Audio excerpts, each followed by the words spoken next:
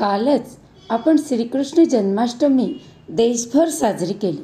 श्रीकृष्णांचा जन्म कारावासात रात्रीच्या अंधारात झाला, पण तरीही जन्मल्याबरोबर आई वडिलांच्या बेड्या निखाळल्या. कारावासाची दारं उघडली.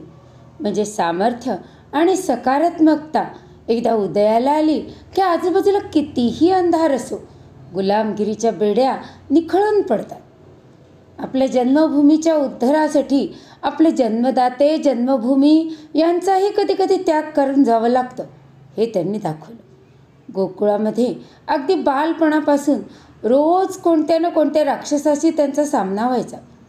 संकटांना तोंड देत स्वतःचं सामर्थ्य कसं वाढवायचं याचा एक धडाच त्यांनी घालून दिला. दूरस्थ इंद्राची पूजा करण्यापेक्षा आपले भरण पोषण रक्षण करणारा, वनांना धारण करणारा गोवर्धन पर्वत, त्याची पूजा करायला पाहिजे, हे गोपवासियांना त्यांनी पटवून दिलं. निसर्ग, डोंगर, वनराई या सगळ्यांचं महत्त्व पटवून दिलं. गोधनाची स्वतः सेवा करून आदर्श घालून दिला. गायींचं संगोपन, दूध काढून त्यापासून दही, लोणी हे पौष्टिक पदार्थ तयार करणाऱ्यांच्या घरातली मुलं मात्र अशक्त होती, कारण हे पदार्थ त्यांच्या तोंडी न लागता मथुरेच्या बाजारात विकायला जायचे. म्हणून सवंगडी जमवून दही, दूध, लोणी यांची चोरी करून आपल्या सवंगड्यांना सशक्त करण्याचा त्यांनी चंगच बांधला होता. बाजारात मिळणाऱ्या पैशापेक्षा आपल्या गावातली अशक्त बालकं सशक्त करणे, तरुण पिढी सशक्त करणे हे महत्त्वाचं धन आहे, हे त्यांनी गोकुळामध्ये पटवून दिलं.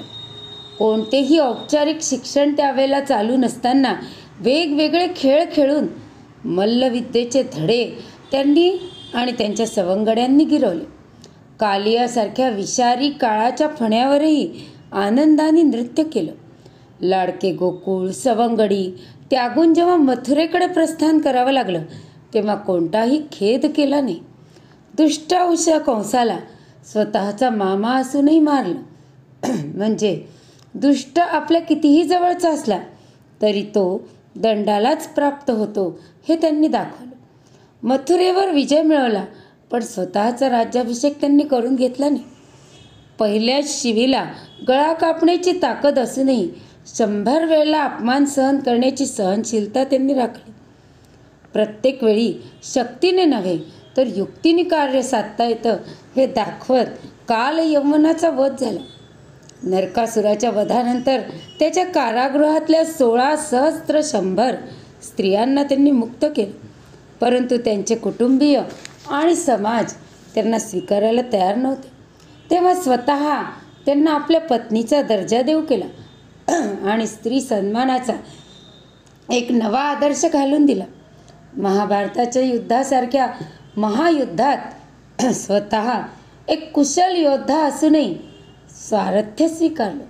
न धरी शस्त्र करी गोष्टी युक्तीच्या सांगेन चार, या गोष्टीचं महत्त्व त्यांनी पांडवांना ज्या काही युक्त्या सांगितल्या, मग ती भीष्म पितामहांच्या पाडावाची असो, गुरुद्रोणांच्या वधाची असो, जयद्रथाच्या वधाची असो, आपल्याला जाणवत राहतं की या युक्त्यांशिवाय पांडवांचा विजय जवळजवळ अशक्य होता.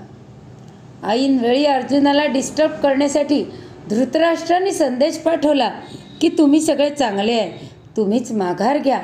हा डाव श्रीकृष्णांनी गीतेचे 18 अध्याय सांगून उथळून लावला. प्रसंगी भीष्मांवर आपल्या हातात चक्र धारण करून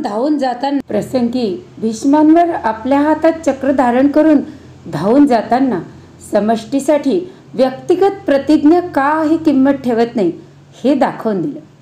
सरतेशेवटी आपलेच यादव बलिष्ठ होऊन समाजाला त्रास देतील अशी शक्यता वाटल्यावर आपल्याच बांधवांचा विनाश स्वतःच्या डोळ्या देखत पाहून मग आपला अवतार कार्य संपवलं. कर्म करे जा फल की इच्छा मत कर ए इंसान, जैसा कर्म करेगा वैसा फल देगा भगवान. अशी कर्मयोगाची जगण्याची महान युक्ती सगळ्या जगाला त्यांनी गीतेतून आणि स्वतःच्या वागणुकीतून पटवली.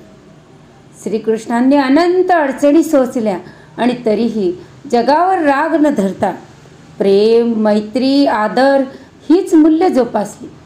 हातात सुदर्शनासारखं चक्र असून सुद्धा त्यांनी बासरीचे सूर आळवले. बासरीच्या सुरांनी सगळं जग त्यांनी पवित्र केलं.